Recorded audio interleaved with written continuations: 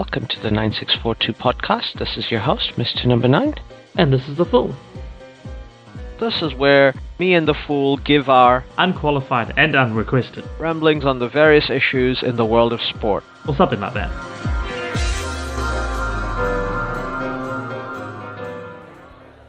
Hello, everybody. As we are back to the World Cup, our original bread and butter. Yeah. Been lots of fun. Absolutely. And it's so far basically through with the first round of the group stage, and we've played a bunch of games at the first day of the second round of the group stage. Yeah, about half the groups, I think, have got through their second games in group and pool. Yeah. And for reference points, this is Sunday the 27th. We're recording this. Yep. New Zealand time. So the tournament started with a bang with Qatar. Like I think you and I commented, very, very smooth looking Ecuador team. Smooth. Smooth. Style and smooth in football style too. Yeah. That was actually a really good game. From just very amazing how good. Oh, well played. Just, as you said, smooth. That was the best word for it in all aspects. Yep. And a couple of hours later, they were followed by England absolutely thrashing Iran. Yeah. Watched that too. Huge Amazing. highlight of that game with the Iranian players not singing the national anthem. Apparently already getting several death threats. And I think, well, given the results that came later, spoiler warning, this earlier today, we can say that Iranian team were a bit probably preoccupied, and that was a horrific injury to their goalkeeper. Who then, for whatever reason, decided to stay on when he was very clearly concussed, and then subbed himself off. The medical team should have taken him off. Like, I was watching that with my son on replay, and we saw that, and we was like, he needs to come off. Like, there shouldn't even be a question put to him. I think we need to be very clear. I think there are times where I've watched this World Cup where a player is very obviously concussed and the referees are not doing anything. Like, let's be clear. The referee's first job is not enforcing the rules. Their first and most important responsibility is player safety. Yeah. Like, they have to immediately call a medical team and be like, look, concussion test, get him off the field, and this is why injury time exists. Yeah, exactly. And I understand that referees are mindful of time and all that. Maybe there needs to be a rule about if the referee is calling a stop in play because there's a medical, there should be a stop in the clock. Because it's a medical, especially for a concussion check, because that is a protocol, that's a health and safety issue. Yeah. I mean, they have been playing just about all and a little bit more of the actual stoppages. So, they've like that Iranian one as well. There was 14 extra minutes, was it? Yeah, 14 extra minutes of that first half, which is about how long that stoppage took.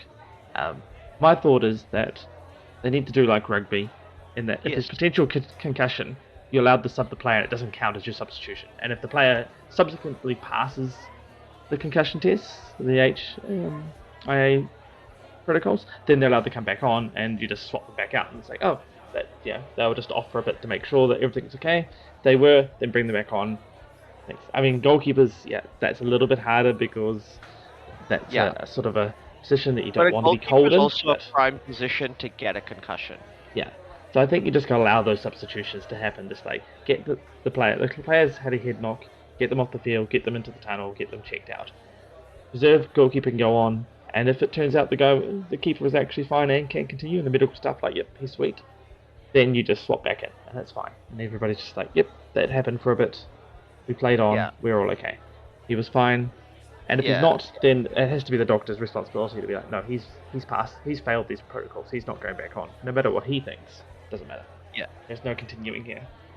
Yeah, absolutely. That's absolutely what doctors should do. And like, as I said, I think it is the referee's response. That's their first responsibility. Yeah. It's not like me saying something and saying that this is my opinion. That is actually their first responsibility. Oh no, 100% it is. Yeah.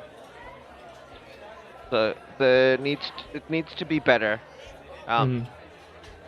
then we also had in Group A second Group A game that opening day when Senegal played the Netherlands.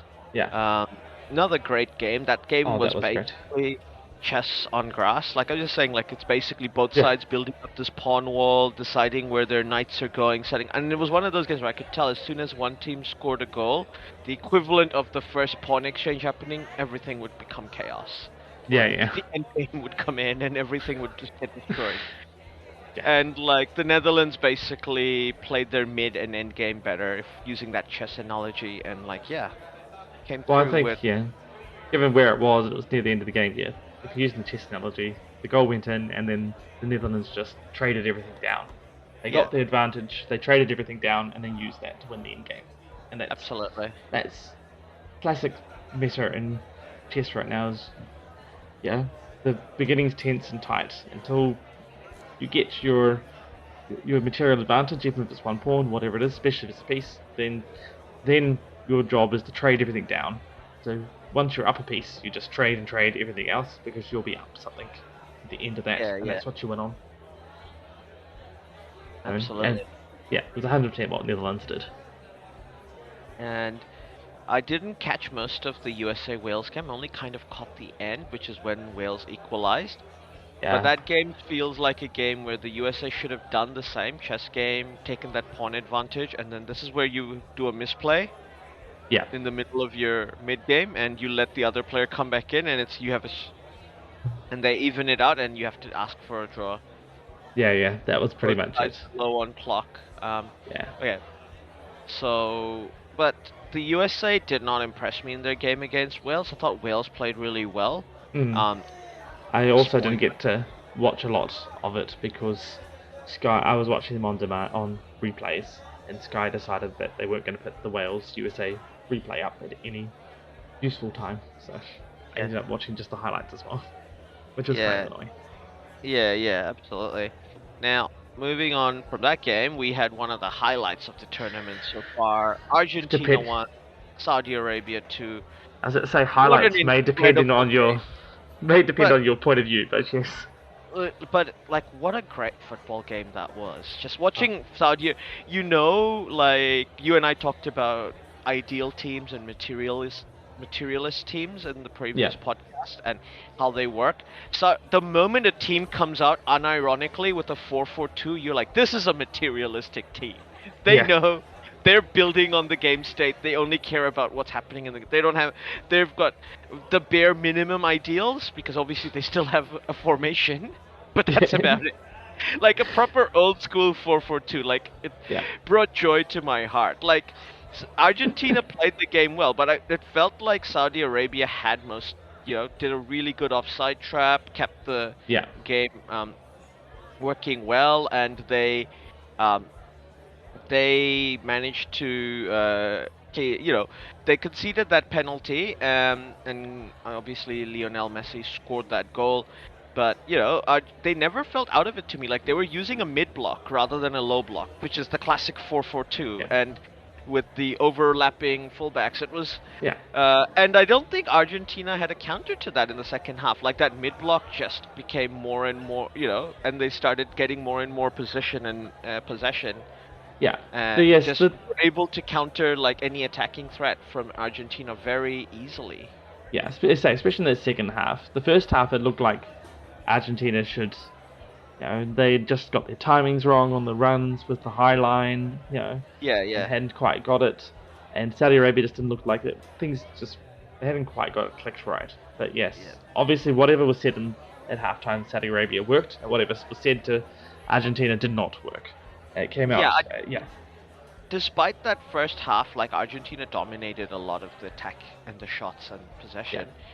That Saudi never looked panicked to me in that game. They looked chill and like they knew what they were doing, and they Yeah, um, I sort of felt the first half they were still a little bit like they had their idea and it was working, but it seemed very edgy. Like everything was sort of okay, but there was a little bit of just tenseness, a little bit of.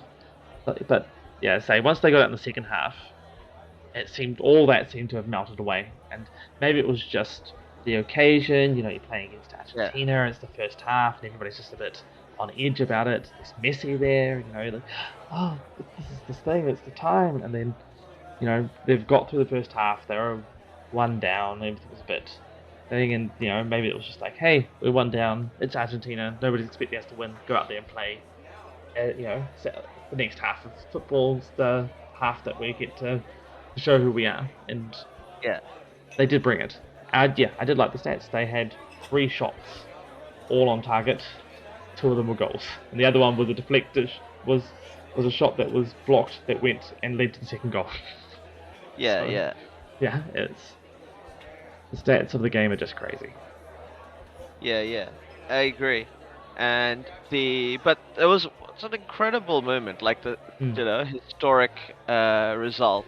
There was a really interesting podcasts about this game.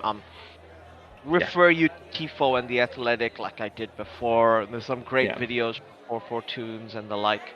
But really, one of the best podcasts I heard is from the Athletic, where one of the reporters, name I forget, actually went and traveled with the Saudi fans. Oh really? To I didn't see that one. to like immerse himself in Arab football culture.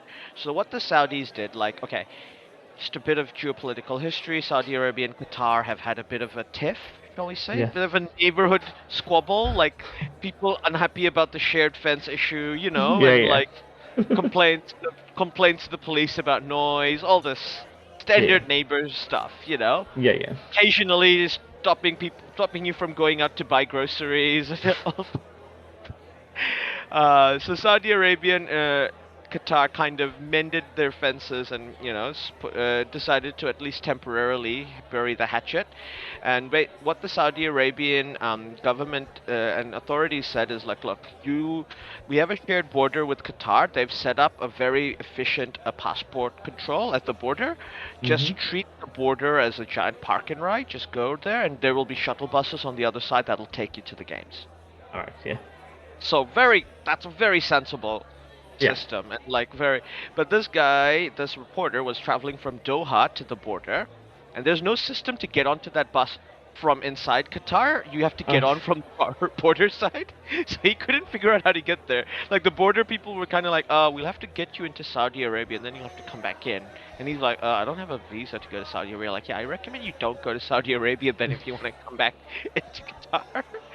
And so there was a bunch of things that he couldn't figure out what to do. He's like, okay, so do you have a car, sir? Because he's in the middle of the desert, right? Yeah. And he's like, not really. I just let my Uber go. And they were like, okay, you wait here. There'll be another bus that takes us home. You can come with us. And apparently some police officers took pity on him, and they were like, okay, we'll give you permission. We'll take you aside and get you onto one of those buses. And then he talked to groups of fans until one busload of fans were like, yep, we'll come with us. It'll be fine. It'll be chill. You'll enjoy it. And he got on, and it was interesting. He was saying there was obviously the attitude going into the game was ecstatic. They were so excited to go and watch Argentina. Everybody was excited to watch Messi. Yeah. So a lot of Saudi Arabia fans were just like, look, it's a win-win for us. If we win, we win. If we don't win, Messi wins. That's really good. So they were pumped either way. And just to point out, the Lionel Messi is like a ambassador for tourism Saudi Arabia. So it's more than just he's a popular football player. Like, he's very popular in Saudi Arabia. Very popular, yes. And the fans were they were like, that fan energy, like, football is a vibes game. Like, that's what you can tell. That's a vibes game. Like, it was the supporters who basically were like being the 12th man. Like, all those cliches about bringing the energy from the crowd to the game. Oh no, that totally happened, yes. Like, without the crowd there, that game would have not ended the way it did. Yeah. And because of the results of the rest from that, like, Mexico and Poland drew 0-0. That for a while Saudi Arabia was top of Group C until today. Spoilers. Spoilers. Spoilers incoming after. But now Denmark also played Tunisia. The game was 0-0. It's a pretty standard, tired game, very cagey. This is the sort of thing we see World Cups throw up all the time. Mm-hmm. France did the absolute business to Australia. Like, Australia were woeful in that game. Like, Yeah. genuinely awful. Like, they were lucky to get that early goal, like against the run of play and like catching the French unaware. But just after that point, the French were just like, nah, we are what curse? Yeah. And they've officially ended the curse. Spoilers once again. Spoilers. Excuse me. So, Morocco drew with Croatia. Great performance from Morocco, I thought. That game was quite even and cagey. Just neither side able to break each other down. Yeah. They um, basically expected both are very strong defensive teams. Morocco's fullbacks pressured Croatia, but I thought they were unlucky to not get a goal rather in that game. But especially because Croatia has a lot of younger, talented players they're not picking in their starting 11. Yeah. Yeah. So this might come back to bite Croatia. Possibly. Because it's a I tough see. group they're in. Yeah. It is a tough group. I see it was the first time they've failed to score in 12 World Cup matches. Yeah. Since, and there's only one other that they've not scored. It was just a goalless draw in 2006 against Japan. Yeah. Yeah. So I mean, that shows exactly how cagey that was and how good Morocco was. So from the 23rd of November, where we had like 3-0 all draws and like an incredible performance from France, we went to arguably the most entertaining day of the World Cup so far. Germany, Japan. Oh, yeah. What a game. What a result. What a game. How good did Japan's kits look on TV? Like, we knew they were going to look good, but it's so good to be right about it. Like, it was so good. And then those kits obviously helped. Yeah, absolutely helped. And like as soon as Muller got subbed off, the Japanese bring on 3 players. And yeah, the last half hour of the game they dominated They and did. deservedly took the 3 points. Yeah. There's a lot of German football bloggers I follow who were basically like, look, this is a team of average Bundesliga players. Like, a couple of them are playing for relegation threatened teams and can't even start for those teams. Yeah. So, they know how Germany plays, but Germany basically stopped playing football in the last half hour, and this is what happened. Yeah. Now, obviously, Hansi Flick is a good manager. He was really good in qualifying, but yeah, there are some questionable decisions I think he's made. Like, just come on, man. Like, Kai Havertz is not a striker. I just want to say it, okay? Yeah. Like, somebody just needs to tell him that. I know, I did see that and was like, ooh, okay then, I guess. That's an idea. Sometimes Germany just tries to be too clever. I don't understand. Yeah. Like, you have a perfectly fine player who can play as a striker, like Thomas Muller. Like, there were people were going on about, oh, maybe we should bring on Mario Götze again as a striker. Like, at this point, why not just ask Miroslav Klose if he's available? Like, what's going on, Germany? Moving on from Germany, though, Spain. Woof. Ooh, yeah. King of the ideal football team playing the ideal football game. They just did not let. Let's put it out first. Keylor Navas had a shocker. A very rare, extremely bad game from Keylor. But basically, Spain took advantage and they got the goals. Like Marco Asensio playing as a striker. Look at that, a striker playing as a striker. Germany notes. She wanted, get out that notepad, Germany, and just striker plays as a striker. Interesting. Yeah, so many good players in the Spain team, like all knowing what they have to do and what they, and getting the system right. It's just, Spain are a joy to watch. And and that red kit they're wearing with the yellow stripes, looked gorgeous on TV. Yeah. Like, incredible performance. Like, I think rightfully they're joint favorites with Brazil. If only, I feel Brazil are slightly ahead, but I'll explain later because we'll get to that game soon enough. Yeah. Moving on from that game, Belgium to Canada. Belgium were lucky to get away with 3 points in that game. I think Canada deserved the deserved at least a point. I think Canada outplayed Belgium all game. The XG heavily favored Canada. They had speed up front. Yeah. Canada are a dangerous team. Group F at the moment, because it's a very close group. I think Croatia, Morocco getting a draw. Canada can beat both teams. They should not be afraid of Morocco or Croatia. Yeah. Uh, but that group could be complicated. Belgium is also beatable. I think they've shown they're not that golden generation are aging, They are, yes. especially their center backs who are basically I think a combined age of about roughly 400 years old or something like that at this point. Vertonghen and Toby Aberwald, like, those players, they're so old. I'm just like, that's a blast from the past name, almost. But in the end of the day, they got the points and they won, so you can't complain about that. Well done, Belgium, and Switzerland as well. Put in the work, got it done. Switzerland's super effective team in World Cups. They just tend to make second rounds very often. Yeah, yeah. They play a very effective style of football. They've got the they've got a classic 4-3-3 format.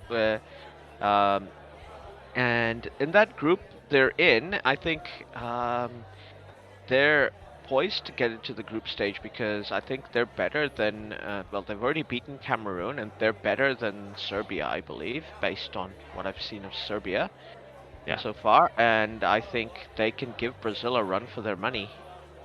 Especially, yeah. I don't think Brazil will lose to them, but that could easily end up a draw. Moving on from that, we had South Korea, Uruguay, 0-0, standard KG game. It's a classic Tabarez special. Yeah. But I think both teams will be happy to start off not losing. Yeah, yeah. I think so. That Group H is quite open. With Ghana losing, I think it could South Korea, Uruguay could both. Yeah, they're both in a position where they can qualify from here. Well, technically, even Ghana can still qualify. Yeah, just need to start winning things. But they're a point ahead of Yeah, yeah. Ghana, so they're a bit more favored. Portugal, obviously, on 3 points. Yeah. That is definitely a good way to go in that group, is to get some 3 points. Yeah. Getting the 3 points, and I think deserving those 3 points. Though Ghana came very close to equalizing in the last minute from a mistake.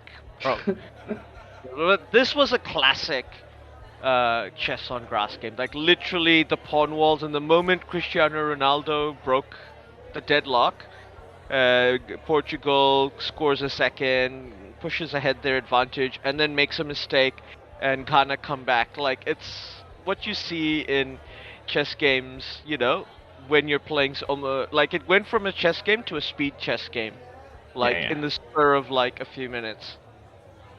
But it was highly entertaining. My favorite match of the tournament so far. Loved watching it. I just couldn't keep away from the screen. Something was just always happening. Something interesting was just always happening. Yeah.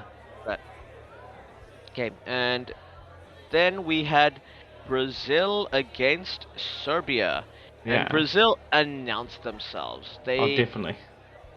They didn't let I think Serbia had 0 shots on goal. Yeah. No shots on target at all. Yeah. Yeah. It's crazy. This is why I rate Brazil, because they beat a team that was favored before the tournament. Serbia was a team we were expecting things from. Their players were informed. They carried a few injuries, unfortunately for them. But we expected this to be Brazil's hardest game, technically. Yes. Now it looks like it might be Switzerland. That's their toughest game. But, Brazil dealt with it. There was no issues for them. No. Sure. It's a bit of a pity, Neymar getting injured. I feel bad for him because he gets injured at World Cups for whatever reason. Yeah, but luckily he's at the group stage and he's only going to miss the next 2 games. And Antonio replacing him. Yeah, Antonio did the business too when he was asked to come on. That Brazilian attack is so deep. It's so good, many weaknesses in that team. they deservedly took the points. And then, Iran came back with revenge. And that game was cagey, and it looked like it was going to head for a draw. And then Hennessy gets a red card, and then Iran capitalized with two injury time goals. And Yeah. now I'm sitting here thinking, well, Iran, despite the bad start, now they just need to win against the USA, and they're through. I think it's even just a draw, isn't it? Well, If they a get win, a a draw, win technically, guarantees it. Yeah. if they get a draw, technically Wales, if they beat England, can get ahead of them. Yeah, but they got to beat England by. Oh no, they just have to draw. They just have to beat. Wales just have to beat England. Wales But just have if to beat England if yeah, they. but if If, USA, if Iran wins, then Wales have to win by 4 goals, right? Yes, that's the way. so my ideal situation would be if Iran beats the USA by 2 goals, and Wales beats England by 4 goals, so that both of those teams get through to the next. Because that would be funny. That it would be funny, for a lot of reasons, and I want to subscribe to this timeline that you have proposed. I Yeah. want to live in that world, so let's hope it happens. Because following on from that performance from Wales and Iran, like I think like a very cagey performance. We had Senegal knocking the hosts out of the tournament, first Yeah, team to be knocked out. 3-1, did the business quietly. We all knew all Senegal nicely. were a team. Yes, Uh, so I think between them and Ecuador, that's going to be a very vital game. I think the uh, Netherlands drawing with Ecuador have left this group very open. It's going to be a yes, tense game, but you'd expect the Netherlands to beat Qatar. I do as well. That So being yeah, said, the Netherlands, they can choke. yeah, Um, exactly. so you can't take anything for granted for that team. And the just as we predicted, England draw USA. Yeah, yeah. A A game, dour nil draw where yeah, USA actually looked better. yeah. The USA did look better. England, like they're such a hot and cold team. Like I fully expect them to lose to Wales. I fully expect them to lose to Wales. I And sort of the expect a draw there. Just it might not help Wales at all or anybody, but just on the grounds that England will just look crap and not get anything. Um, yeah, but their defence might just hold up enough. But then yeah, again, yeah, maybe Wales sneaks that last minute winner and just like ruins the party and that's funny. I don't see yeah. Wales winning the 4-0, unfortunately, so Well, I'm all not they sure. need to do is win like 2-0, and then it's all based on goal difference. In which case, the Wales would be kicked out because of fair play. No, They've got there'd have to be 3. 2-0 wouldn't be enough. It'd be 3. no, no, 2-0 would two only. nil. Then all of them would have a goal difference of 0 and exactly the same number of goals and No, goals against. England's goal difference is 4. Well, everybody else would be 0, yes. Yeah, yeah, yeah, England is 4, so England. I was in the yeah, trying to keep to the timeline where England doesn't go through. yeah. So 3-0 at least for Wales is what we need. Yeah. Yeah. I think they don't go through because of fair play then as well. So it'd be equal with England. So they Yeah, need the 4 to be ahead of England. yeah. They need exactly 4 to be ahead of England. Yeah. Now, the next game we played, Australia redeemed themselves Mhm. absolutely well. That was a great performance from them.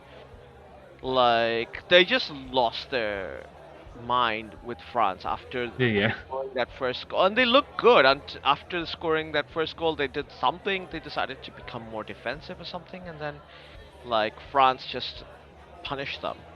Yeah. But Tunisia got like whatever else. Like Australia are not going to be the worst team in the World Cup because No. of this performance. Very, very good performance, I thought. And now they've opened their opportunities in that group because Exactly. they're ahead of Denmark um, because the French beat Denmark, and the Australia just need to get a draw against Denmark to get through to the next round. Yeah. Exactly. Uh, Denmark needs to beat them to get through. Yeah. Uh, mind you, there is an off chance that if Denmark beats Australia, Tunisia could get through by beating France. Yes, exactly. This group is still very, very open, and the French players, the France tops this group already. Without, doesn't matter what the other results are. No, they can. Australia can top. They win and France loses to Tunisia, and Australia wins, but they've got to win by a lot of goals. Well, either France has got to lose by a lot to Tunisia, or Australia's got to win by a lot to Denmark. So there's like 6 goals difference. But France are probably gonna rest players. It's not a necessary win for them. No. As I say, it needs to be a lot of there's 6 goals between Australia and France currently. So as I say, the total goal difference between those 2 matches, if France loses and Australia wins, needs to be greater than 6. So yeah. Very unlikely. Very unlikely. So they could very easily give a lot of their squad players minutes still win because France are good. Like I'm not saying resting starters means France is not gonna not gonna do well in this tournament. Definitely, those bench players are incredible. Yeah, exactly. France. So yeah, I'd expect France to win no matter what team they put out based on their squad. But so Argentina beat Mexico. Yeah, watch that. That was good. Watch that as well. Great performance from Argentina. Mexico basically tried to punch them and mug a win, but it was that Argentina just dealt with everything. Other than one really good save from the Argentinian keeper from a free kick out of Mexico, I don't think Mexico troubled Argentina at all. Argentina's defense kind of handled it. It was really interesting because I was watching this with Nick, who told me because the few times he's watched Messi play he play live, and he's watched them play for Argentina. Apparently, Messi, when the team don't have the ball, he kind of just walks around, doesn't jog, Obviously, we know he doesn't press because he's Messi. But it's the thing is the moment and even if the team gain possession, if they're just passing along the back, he's like, all right, whatever, I'm just chilling, not even jogging, he's just walking along, and the moment that looks like they're gonna start a move, that's when he live wire, jumps and stuff, and I was just yeah, but he's Messi, because so at the end of the day, he's the alligator in the bathroom. The defenders can't ignore him because while he's there, you can't use the bathroom. Exactly. You can't play through the. Do you dare play a pass through the center if he's in the middle because it's Messi? What if he catches the loose ball? And this was on the Tifo podcast the other day after the Saudi Arabia game, where they were talking about it. And that is his thing, and the Argentine team is built around that as well, on the grounds that Messi will float in the centre there somewhere, and he'll be where Messi is, and he'll do some Messi stuff. But yeah, he's not going to run, and he may just stand offside. Argentina might have the ball, they'll pass around. He may just be standing offside, and just stand there and wait. Half the time I was watching the defense just pass the ball along, and I was like, are they just waiting for him to walk on side, and then they're going to start their attacking move? And a lot of the times it looked like that. It was just like, okay. It's Yeah. He just sits there and just waits. As you say, he's the alligator in the bathroom. He'll just sit there and just be like, I'm here. What are you going to do? And he will come back to get the ball, and he'll get involved if he needs to. But if he feels he doesn't need to, if he's like, the rest of the team's got this, he will just float into a position, and he will get himself not where he needs to be. He will let the team go, you guys are fine, you attack there, I'm going to walk over here, so that when you get through this attack, I'm suddenly here. I'm in the right place at the right time. He allows the football game to flow around him, and he's moved to the next phase. He's 2-3 phases ahead of the rest of the game. And suddenly, and that's what Tifo was pointing out, the game will flow, and then suddenly the ball pops free, and it happens to be exactly where he's just stood there the whole time, and it pops to him. He's like, "Hey, I'm right here," and he shoots a goal. That's what he does. And the whole alligator in the bathroom thing, it's there. It was evident because when Mexico had the ball, they would have at least 2 or 3 players around him, Those Yeah. players are not going behind looking to get into the channels, getting into a position to like, oh, just in case we lose the ball, we're good in transition to press. They're like, we have to mark Messi. Yeah. So, it works. Yeah. Like, arguably it's And more effective than him pressing. yeah, exactly. Though in the Mexico game, I saw he was getting back and getting more involved. So in the Saudi game, he was very much more just wandering, walking wherever he felt like it, without really much like allowing the game to flow around him. Be like the rest of the team's got this. But the Mexico game, there was moments where he was just wandering and walking in places, Yeah. and then there was others where he switched to the other Messi, which was okay. I need to be involved, and he came back and he was receiving the ball well deep in his own half, passing it, Yeah. and then running it and passing again and receiving and doing all that. So I look at it and go, he reads the game very well, and Yes. it does feel a little bit he tries to get himself in the position he thinks he needs to be in, and the Saudi Arabia game sort of the Saudis just out-hearted him basically. Yes. They threw so much more at the game that Yeah. they were able to nullify the alligator just by going, I think we'll stick Saudi our Arabia. arm in the Yeah. in there and we'll just have faith in ourselves that we can pull it out quick enough. And they did. Also, we forgot to mention another GOAT level player, Robert Lewandowski, breaks his World Cup duck. Oh yes, He he was, did too, or yes. he was the player who had the most number of games without a World Cup goal as a striker. Sorry, not one of Yeah. them, but he notably played a lot of World Cup games without scoring, and he's finally broken it. So congratulations to Yeah. Lewa. Well Go. done. Good work. You'll always be 2020's Ballon d'Or winner to me. Yes. 100%. So Poland played very well against Saudi Arabia, and I think Yeah. both games kind of show both the downs and ups of 4-4-2, because 4-4-2 is the ultimate flex formation, right? Because you can Yeah. change around stuff according to the game state when you want, or it can be the ultimate rigid formation. Everybody has to stay in that formation, where they are. Yeah. And I think it just played badly for them, unfortunately. But Saudi Arabia is still in with a chance to qualify from this group. This group is now on. It is everything is on in this group now Oh because yes, 100%. Poland obviously top of the group. If Argentina comes second, they go on the opposite side of the draw to Brazil, which conspiracy theorists are saying is why they lost to Saudi Arabia. Not me, conspiracy No. theorists who are not me. Saudi Arabia got a game against Mexico. Saudi Arabia can beat Mexico. They've shown ability to do that, like in their game. Argentina have a game against Poland. Oof, I expect that to be a competitive game. Yeah. If Argentina and Poland draw, and I think if Saudi Arabia gets a win, they're obviously through. Saudi Arabia do have the goal difference disadvantage. Yeah. To Argentina, but they have, so they do need to score goals. If they win and Argentina win, they're both through. Both Argentina and Saudi Arabia, they'll be top of Yeah. the group. A draw is not enough for Saudi Arabia either way because Poland, Argentina, both sides are going to get a draw, so they need to win. And then Or a draw is good enough for Saudi Arabia if Poland wins. That's the only.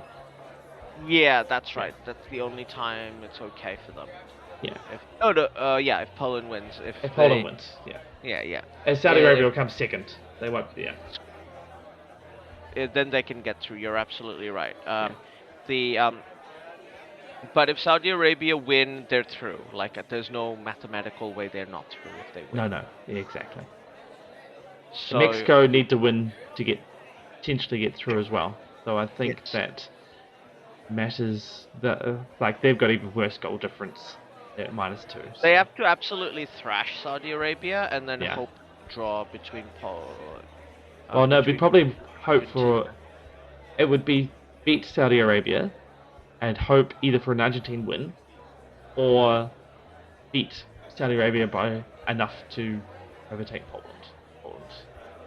Poland, Lose. Oh no, yeah. So they need to thrash Saudi Arabia and hope Argentina win. basically. Or Yeah, Poland or wins, if Poland wins and they thrash, or then they just have they to win beat. against Saudi Yeah, Arabia, then they're through. yeah, But either way, they're dependent on other results. Saudi yeah, technically, if they win, they're through regardless. yeah. They do Saudi have just their needs to fate win. yeah. Yeah, And Argentina and Poland technically have their fate in their hand. If they yeah. win, they're through. It's I think if almost a Poland virtual draw, draw. they're almost they're it's if Poland can get a draw, they're through. If Yes, I'm not Poland wrong. just need 1 point for it. Yeah. So a draw puts them through, so on 5, nobody else can get past them. Yeah. Well, only Saudi can get past them into first, but that make Poland second. And obviously, if Argentina win, they're guaranteed to go through. If they draw, they're dependent on the other result. Yeah. Uh, so yeah, it's a very, very interesting group to see how those last set of games play out. Now moving on to the rest of the second round games, we've got Japan playing Costa Rica. I fully expect Japan to thrash Costa Rica as well. Yeah, yeah. And that would guarantee them a spot in the next round. We're pretty close to, if Because not if Spain definitely. and Germany, it would need Germany to beat Spain for them not to guarantee it, right? Because then Spain might beat Costa Rica, and it becomes there's 3 teams on 6 points, and who Yeah, yeah. like that's So gonna yeah, happen. yeah, you're right. They need Germany to beat Spain. Yeah, the only way they're not by beating Costa Rica, they go to 6. So yeah, Germany beating Spain would put 2 more on 3, and then Japan would have to Yeah, lose to Spain, and Germany beat Costa Rica, and then there'd be all yeah, 3 teams on 6, and it'll come down to goal differential. yeah, yeah.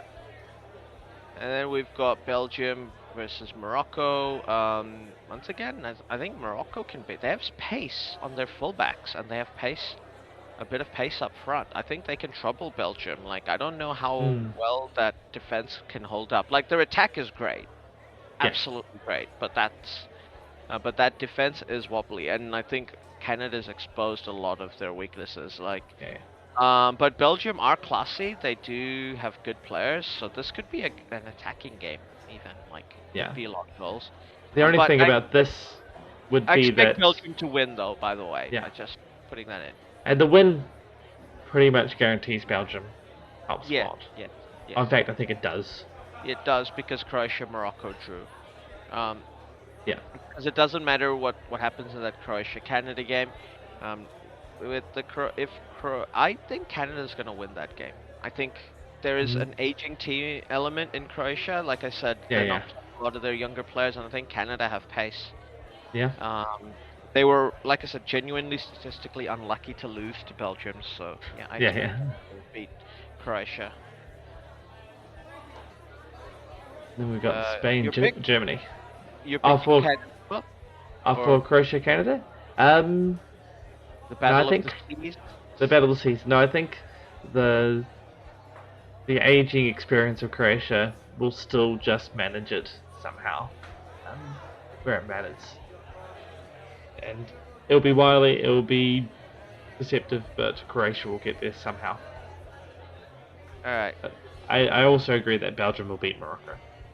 Yep. That's just gonna happen. All right. Group E, Spain. Yeah, Spain. Spain's gonna win. Germany's out. See you bye, Germany. Spain's too Yeah, good. I agree. Spain's too good. I agree. Um, I I know Cameroon, this is. Serbia, Oh, Cameron's. Ooh, draw. I feel ooh. like this has got draw written all over it. It does have a little bit of draw written over it. I want to say Cameroon, but yeah, I think draw is probably. I see Serbia has been given the bookies push, um, Yeah, but yeah, I sort of feel draw. yeah, yeah. And then we have South Korea versus Ghana. I feel like a draw here as well. I'm hoping for South Korea here. Feel like they've given Ghana themselves played the well against Portugal, to be fair. Ghana did, but this is the game South Korea have to win if they want to progress. Will give Yeah, themselves the best chance. They've got to because they got Portugal last, so they've got to get these points in this Ghana game. There is a good chance all the rest of the Group H games end in a draw. Oh, there's a super good chance of that happening because those Um, teams, as we said before the tournament, those teams are all super good. It's super even. So All right. Portugal did very well to get their 3 points in the bag. So Group G, Brazil, Switzerland. What are we predicting? Ooh, that is going to be tough. I still think it's going to be Brazil, but it's going to be very tough. I think Brazil are going to guarantee qualification, but I think this will be a close game. I think 2-1. Yeah, 2-1 seems about right to me. Portugal, Uruguay. Ooh, once again, the Group H games are just This game I think once again, if it plays out like the way Portugal played against Ghana, this could end up being a draw. But I think Portugal are just gonna edge it out. I think once again, another 3-2 for Portugal. You think? Yeah, that seems likely. I do agree that Portugal's likely to edge it out. Suarez will get a goal in this game, I think. Yeah, fair enough. So yeah, well, that's our predictions for the so far second round of the group stage. We'll look to do another follow-up after all the group stages are done. The end of at the beginning of next week, rather. Yeah. And hopefully, we'll be able to give a preview of the round of 16. There's a bunch of great games to come. Yeah. Now, just because we're gonna review the third round, but there are some incredibly juicy looking games to come for the last round of games. We've got obviously USA, Iran. Yeah. Traditional rivals, Wales, England. Enough said. Yeah. Enough said. Rivals. That's Saudi Arabia, Mexico, because Group C has still got everything up for grabs. 8 a.m. I'm going to be flicking between Argentina, Mexico. I think that's going to be incredibly riveting to watch. And that Australia-Denmark game is effectively a qualification for the next round, almost. Effectively, yes, almost. So there's a few scenarios where it is okay to lose, I think. But yeah, effectively the winner is the one that goes through along with France.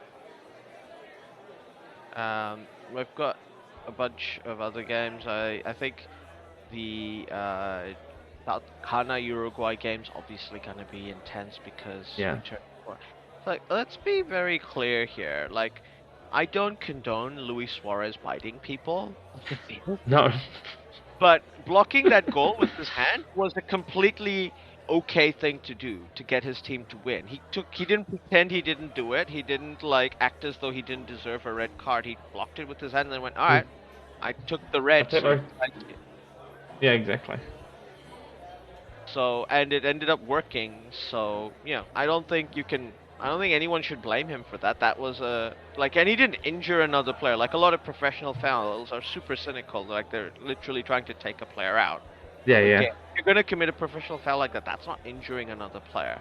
No. It's it's a definite red card, and he, took it in the chin, and Uruguay took advantage and won. Yeah. Exactly. He's saying, like, he did something horribly illegal, but he didn't argue about it. He didn't say, I didn't do it. He just, like, This is not a hand of God, situation. He was like, oh, yeah, I'm breaking the rules here. Send me off. But, I'm preventing my team from losing by doing this. By doing this. I'm giving, making it a second chance. Yeah. Because if he doesn't do it, it goes in the goal. If he does do it, they have to take a penalty, might score, but hey, there's a chance. Absolutely. Now, just before we finish off, who did you like so far? Obviously, whose performances in the tournament so far? We've only seen a couple of games for all our for some of the players, but who's your player of the tournament so far?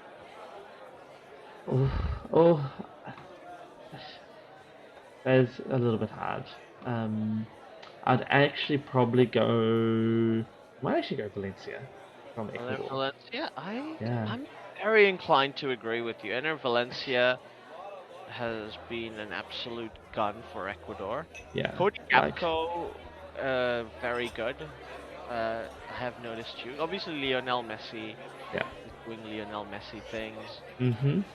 Richarlison's doing Richarlison things Yeah, too. yeah. But Enner Valencia is very hard to look beyond him at the moment. He's been like the heart and soul of that Ecuador team. Exactly. If they make it through, it's on his back. Yeah. He's the one that is. Yeah, We've talked about talisman players True. before. I feel like he is the talisman for Ecuador at the moment, and whatever's going to happen is going to happen because of him. Yeah, absolutely. That being said, Kylian Mbappe has had a great Oh, tournament so far as well. Like, yes, if you're asking me who I think will end up being player of the tournament, maybe Kylian Mbappe, huh? Maybe him, but maybe him. Yes. If Ecuador make it to the semis or something like that, definitely we'll be talking about Enner Valencia as a player of the tournament type player. Yeah. If Kylian Mbappe leads France to another World Cup, yeah, he's winning Ballon d'Or next year. Like, let's just write it down and done. It's done. Yes. But yeah, other than that, what's tournament thinking so far? You enjoying it? Enjoying the timings? I'm quite enjoying the timings. The timings. So Like I like the 8 o'clock games. 5 o'clock and 8 games. o'clock games are very watchable for me because Yeah. I'm already up by 5 on most work Yeah. days. No, those are very watchable. If I can And get some occasionally replays in. the 11 o'clocks are watchable. Oh, the 11 o'clock last week with the Argentine-Saudi Arabia game, that killed me. Oh dear. Bad enough that the game was bad, was the way it went. But yeah, the 1:30 sleep did not, or 2 o'clock in the morning sleep did not work well for me. So it seemed like a good idea. It's like 11 o'clock is not that late. By the time it finishes. 1 o'clock by the time it finishes. It's deceptively late. Yeah. But no, the times are, yes, that 5 o'clock game is watchable, 8 o'clock game definitely is watchable. Yeah, Those and are then pretty good. the group stage we've got 4 and 8. They're very doable, I think. Mm-hmm. Like, even if you kind of don't wake up at 4 and I kept waking up at 5, I could still catch a decent chunk of the end of games. Yeah. So yeah, definitely looking forward to, definitely enjoying the times. Yeah, but I think on that note, that's all we have time for today. Yeah. And yeah, we look forward to hearing from you all. Thanks so much for listening, and yeah, see you all next time. Catch you next time.